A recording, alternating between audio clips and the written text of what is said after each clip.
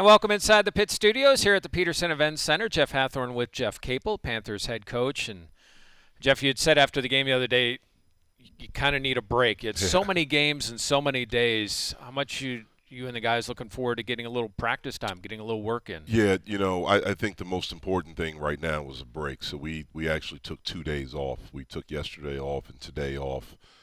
Just wanted them to come in and get treatment, but to get caught up academically, but just to get some rest, just to get away from basketball for a little bit. I thought the last two games we played, I thought we looked very, very tired. Both in how we played, we just didn't have the same pop that we had in the previous three games. And I think this time of year, everyone's a little bit tired, everyone's a little bit banged up. I think ours is a little bit more. I think the wear and tear of all these close games that we've lost. I think we expended so much energy over the three-game winning streak. The game at Florida State, which was right after a back-to-back with Virginia Tech, and then coming back. I thought we were tired when we played NC State here, but we were able to rally. And then it was after that game where we had our first day off, and I don't know when I can remember. And I thought that gave us great juice going down the Chapel Hill. Really, before yesterday's day off, I think since we played Syracuse here, we had only had 2 days off during that whole period. Wow. And it's a lot of games, a lot of travel, a lot of different things. We have guys playing heavy minutes. And so that's the most important thing for us to get a couple of days off. We'll resume practice tomorrow. We'll get back in, and we'll really just try to concentrate on us. Try to, work on some basic fundamental stuff, shooting, passing, ball handling, some decision-making things, trying to shore up our defense to get back to doing that at a high level like we did during during that three-game stretch that we won, and just try to get some juice back so we can hopefully finish strong. How much does that also hurt Will, Noah, guys that are trying to work their way, Nate, to get more time, but they don't have those reps to be able to show you guys? Yeah, it does hurt. One of the things that we try to do is the guys that don't play a lot of minutes or don't play minutes is to get in and get extra work. Those guys can get in and get some stuff done, whether it's the half hour of shooting and making sure they're, staying in shape, because that's the other thing that can happen during this time. If you're not playing a lot of minutes, it's pretty easy to get out of shape, as we know as adults. Yeah, right.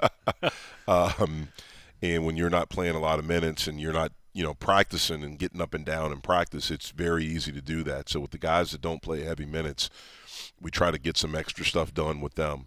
And so it does affect them. Those guys we think are good players and will be able to help us, but it does affect them. How's Mo doing? He's better. He's a lot better. Fortunately, there was nothing structurally damaged.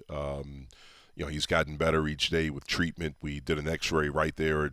As soon as he got hurt, they've done some more imaging, MRI. And so fortunately, there's nothing structurally done. He still has a little bit of pain, and that's more so when he shoots, like a shooting motion. So this break is good for us. We'll keep him out tomorrow also, and see how he feels on Saturday, and then go forward from there. I want to talk some more. We're going to take a break, but I want to talk some more about Mcgusty and how you found him and what he's done to transform himself into a great last year. It's the Jeff Capel Show here on the Pitt Panthers Radio Network.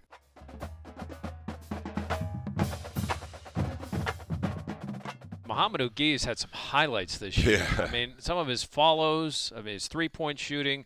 He's had a great year, obviously, for you guys. When did you first know that there was interest from him, and when did you start really talking? Well, really, the transfer portal and the one-time transfer rule, when that went into effect, I think you had so many kids around the country in college basketball that it's like this new toy, this new option, and so everyone was looking to see. And then once we saw that he was in the portal, what we tried to do, and we were probably behind, to be completely honest with you, last year. We were anticipating it. We knew the rule was going to change, but we probably didn't do as good a job of really preparing for it, preparing for the portal.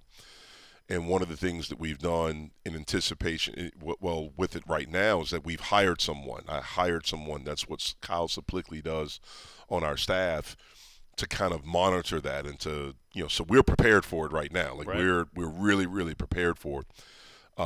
But we, started looking at guys, looking at the list every day of who's in the portal and trying to evaluate and see. And, we reached out to Mo once we saw he was in there, once we saw some highlights of him and watched some games. My assistants did that. They brought him to me. We watched and we felt like he was someone that could fit. We knew we were losing Justin once we, knew he was going to stay in the draft. And with the way that we want to play, we wanted to add someone with some size, but that also could stretch the floor, that could, do some things defensively. That's the thing that probably attracted us to him the most. His defensive prowess. We saw glimpses of some of the things he was able to do offensively. Like he had some plays when they played at Virginia where he had a big-time block, and then on the offensive end he drove and had a highlight dunk, and that's against high major competition. And so we started contacting him. We started, trying to build a relationship. We did a Zoom with him. Everything was done by Zoom. At that time, I think sometimes you can forget that we weren't able to have kids on campus or to go out recruiting until June of last year. And so, for us, that really hurt us, not being able to bring kids on campus. And so we did it via Zoom. To be honest with you, he's better than we thought. And that's a big testament to him. He's really worked once he got here. I think he's thrived in this environment with the stuff that we try to do with, player development. I think he's really thrived with that, with the access that he has to the gym. He's a gym rat, so he's in here all the time. And I think as he's gained more confidence, I think you've seen that throughout the season. You've just seen him grow and continue to get better and better. Because of the way basketball is, and it seems like it's getting closer and closer between different conferences. Are there other like how unique is it for someone to come from Stony Brook, or are there other players that are just waiting for an opportunity? I think there are. I think it's going. Like you look at that Miami team that we played the other day. They had a losing record last year. I think they were maybe below us even in the conference last year. And if you look at them, they've made a couple of additions. That's it. They got Charlie Moore, who's a sixth-year senior. This is his fourth school, but he took advantage of the COVID year. So that's from the transfer portal. Wardenberg was hurt last year. He didn't play. He's healthy now, and he's playing. That's it. That's the difference. And now you look at what that's done to their basketball team. When you look at Wake Forest had a losing record last year, was, I think maybe in last place in our league. And they really went out to the transfer portal and did a great job. They got older. They have, I think, the kid that's probably going to be player of the year, Alondus Williams. He averaged 6 points at Oklahoma. That's crazy. And you look at what he's done here. LaRavia is I think is an all-conference guy. Is one of the first, second or third team, in the league. And he was a guy from Indiana State. So I think you're going to see it more and more. I think you have to be smart. I think you have to evaluate, and then you got to get a little bit lucky as well. Is it something, do you think, as currently instituted, that the portal is going to be around for a while? I do. I think there's going to be there'll be some changes to it. I think one of the things that will be different this year is that you have to enter the portal by a certain date.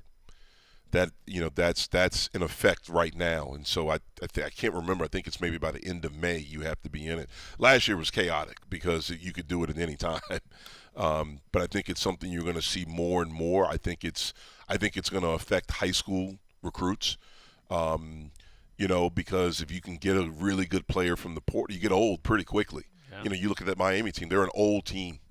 They had 3 guys in their starting lineup that were 24 years old.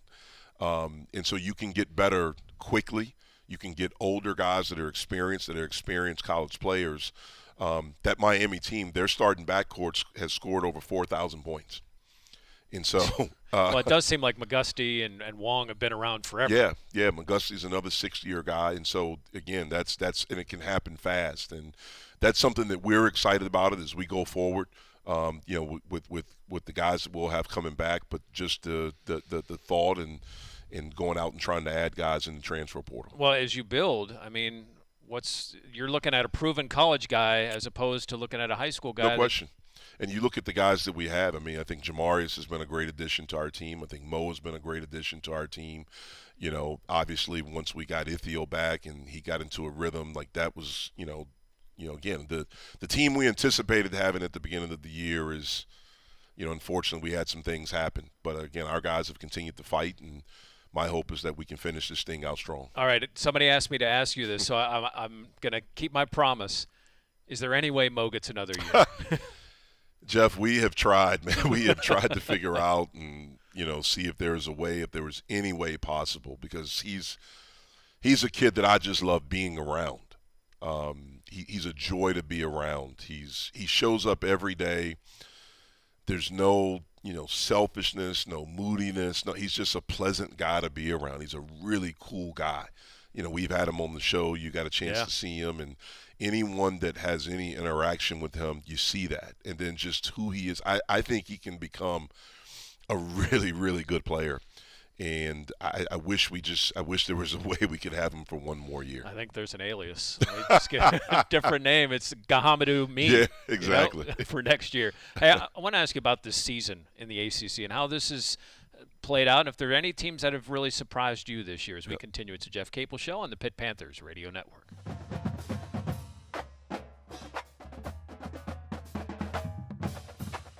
And welcome back inside the Pitt Studios here at the Peterson Events Center. Jeff, Duke leads the ACC by a game. Notre Dame is 2. Miami is 3. We just discussed them. Yep. UNC is 4. Then you got Wake. Speak of teams that turned it around quickly, and Virginia tied at 5, and then Virginia Tech and Syracuse tied at 7. I think to me the surprise team is Notre Dame, although that freshman point guard really has been a good ad for them. Yeah. How about for you? Is any of those teams surprised? Yeah, the surprise for me has been Wake Forest. I mean, I don't think anyone anticipated them being in the mix. They've lost a couple of games here recently, which is why they've dropped to 5. They were in that top 4 for most of the season. For me, that's the team. I actually thought Notre Dame would be good because they had all those guys back and they're old. I didn't know Wesley was going to be that good, but I thought that they would be a good team, getting Atkinson, a fifth-year guy, and all of those guys are old, the other guys. So I thought they would be pretty good. Obviously, we knew Duke was going to be really good. North Carolina, like you knew that. Wake Forest has been the surprise, and I think no one anticipated. I remember talking to Steve Forbes a couple of days before we played them. He and I have been pretty good friends for a while, and we were talking about something else. He was actually in Atlanta at the Hawks game, and they were playing Toronto, so he took a picture of Justin and sent it to me. And so I said to him, I said, be honest with me, man. Like, there's no way you thought Alondus Williams would be this good. And he was like, there's no way. Like, absolutely not. Like, you don't go from averaging 6 points a game at Oklahoma to 19 in the ACC. Here in the ACC. Yeah. Like, he leads our league. I think he still leads our league in scoring and assists.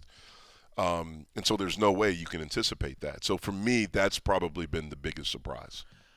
Anything about the play in conference this year that is different for you? Have you seen any different trends in the ACC this year? I haven't really. One of the things that I hate is when people talk, you hear people, pundits, the quote-unquote experts, talk about how the league is down.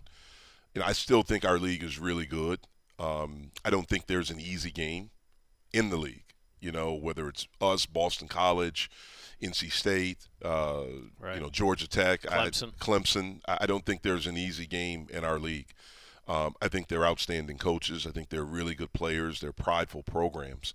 I think maybe what you don't have is the star power that our league has had, for a while. You don't have the Zions or, some Kobe Whites at North Carolina or Nasir Little or, the 3 guard, like the DeAndre Hunters at Virginia. Like, you don't have that, but you still have really, really good players and really good teams.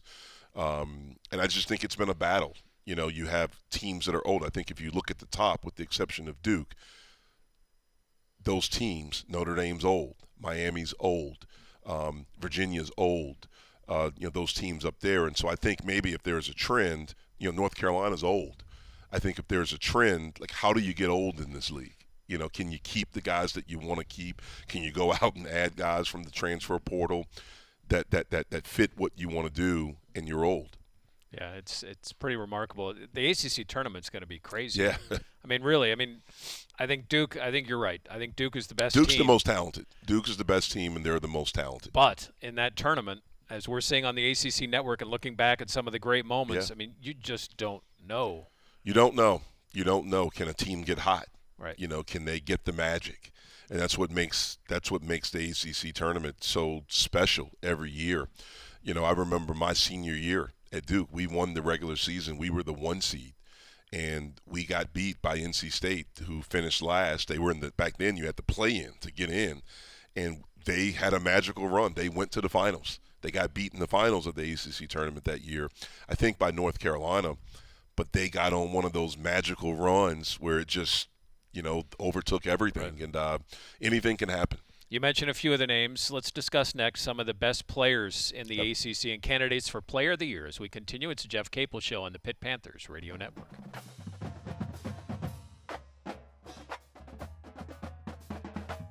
Jeff, we discussed some of the teams, some of the best players, and there are some players having some great seasons, as always. Banchero, we're going to see here in a few days. He reminds me kind of, he's that scoring, rebounding threat, and there are a few of them.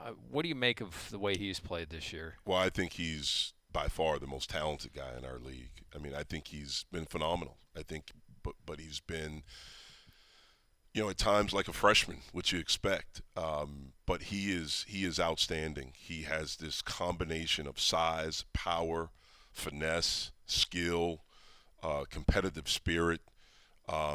He's been phenomenal to watch from afar. I'm not necessarily looking forward to seeing it in person, but he's 6'10". He can get a rebound. He can push the break. He can initiate the offense.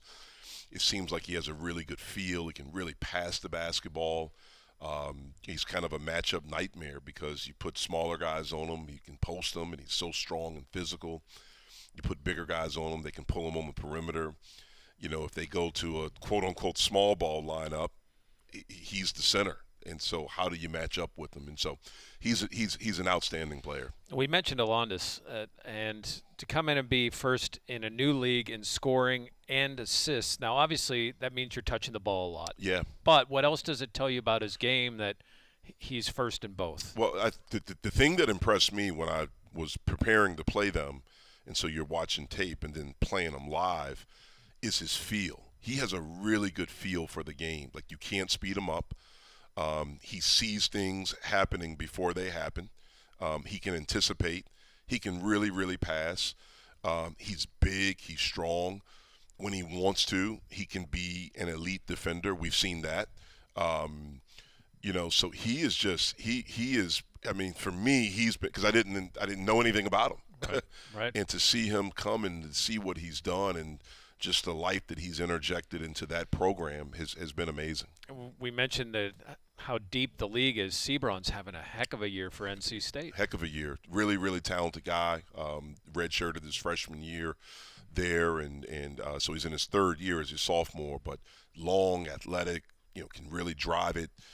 Gets to the basket. It's beautiful to watch, like how he can contort his body and stretch out, and incredible shot maker.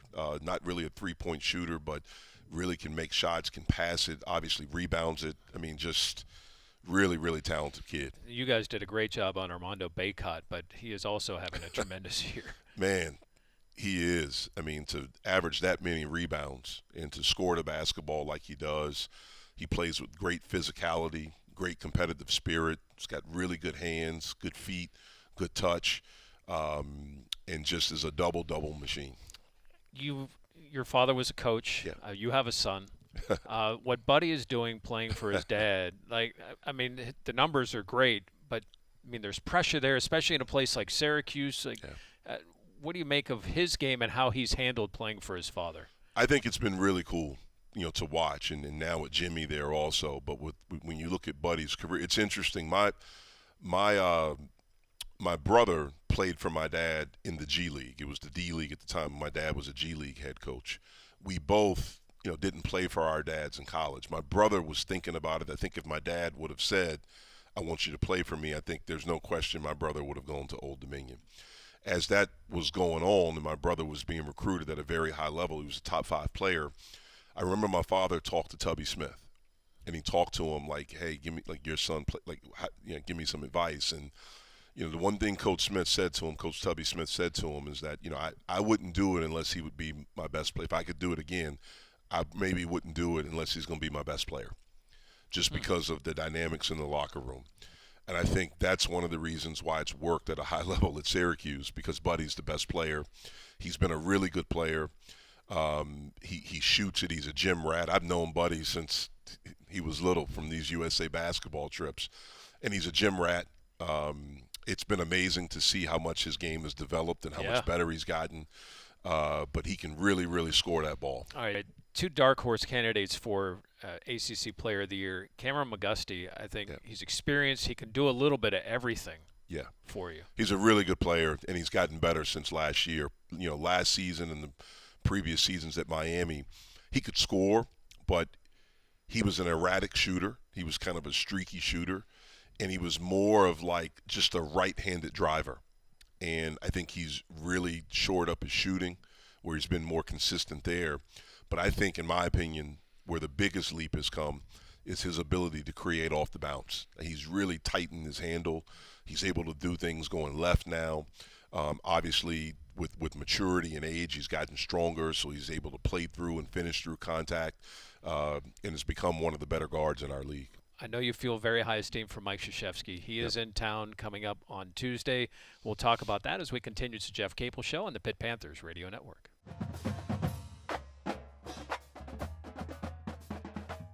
Duke comes into town. Obviously, a long relationship with Coach K. Jamie Dixon always used to say that he would never schedule games with Ben Howland. Now, they weren't in the same league because he hated it. It was just like a thing. He didn't want to go up against the guy that he had learned so much about. Do you have a similar feeling going up against Mike? Yeah, I do. This game wouldn't. If we weren't conference members, then this wouldn't happen. I think it's the reason why you don't see Duke playing Northwestern. You didn't see Duke playing Marquette when Woj was there. You don't see him playing Harvard. In fact, when Tommy got the job at Michigan, that series ended. We played Michigan every year when I was in school, and that was kind of a rivalry every year. We'd go, back and forth. We go my place, our place one year, their place the next year. And when Tommy got the job, that stopped. And so it's something that we would not have because of the admiration and love that we have for each other.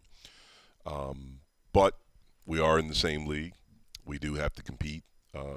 We're looking forward to it, obviously, to see where we are against one of the best teams in the country, one of the most talented teams in the country. I know that it'll be a great atmosphere. Anytime Duke goes anywhere, it's going to be a great atmosphere. It'll be probably emotional. It's his last ACC road game.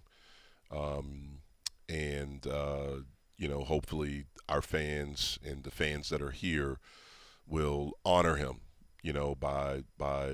for his unbelievable career. It's a career that we'll never see again. We see him on the sidelines. What's something that we don't see that makes him so successful? Well, I think it's the detail. We would refer to him like he's an alien. He really is, because it's like, how much tape he watches, just all the little things that he does to make sure that he's prepared to be his best for his guys. He doesn't sleep much. He just pores over tape trying to figure out ways to help his team and his guys get better. And that is sincere. It's not anything for him. I mean, you have a guy that's accomplished everything. And so it's not for him anymore. Like he used to always say, I thought this was unbelievable. Like I don't want to win my 5th national championship. I want to win my 1st with you, with this group. And that's all I'm thinking about. During the season, he would stop wearing like one of his national championship rings, because his thing, I want to be in this moment with this group, and we want to accomplish with this group. We're not looking at the past. We're not thinking about the future. We're focused and locked in on right now. Now he may wear a USA ring. Right. But it wouldn't be, one of the Duke national championship rings. And so I had the great fortune of being with him for 7 years, being by his side. A lot of times, Jeff, it ended up being just me and him on the road recruiting, whether we were on a plane together or in a car, and just the conversations, just listening to him. And I would ask a million questions. I'm sure he got tired of it, but he never got tired of answering them. He never got tired of talking. And just, how his mind works, how he sees things, how he built the program. When I went back there and worked, I didn't know Duke. I hadn't been at Duke since '97. And so I think one of the things, being a good assistant, you have to know the guy that you work for. And so I had to figure him out. Like, how is he as a coach? Who can play for him? What does he look for? Whatever. And it was interesting. Everyone, now knows the story. But one of the things I asked him is, like, why do we recruit the way that we recruit? Because at Duke, it was different from any place I've ever been. If we're recruiting you, he won't recruit anyone else. Like, if you're a point guard and he sees you and you're the guy, then it's like, okay, we have to get Jeff. We're not going to recruit. Most people will say, okay, we're going to, like, we need a point guard. We're going to offer these three. We're going to take the first one that comes. Like, no, we're going to recruit you. There's pressure because if you don't get them, you haven't recruited anyone else. Right. And he talked about early at Duke when he was building it, he was losing. People wanted him fired. There was a petition and things like that. And he lost every recruit. He wouldn't get any. And so he decided, like, this is make or break. We have to get these guys. And those guys became Dawkins, Allery, Billis, David Henderson. Well, if he would have recruited Hathorn, we wouldn't be talking about him right now. I'll tell you that right now. Let's talk about the guys that are on his team as we continue. It's the Jeff Capel Show on the Pitt Panthers Radio Network.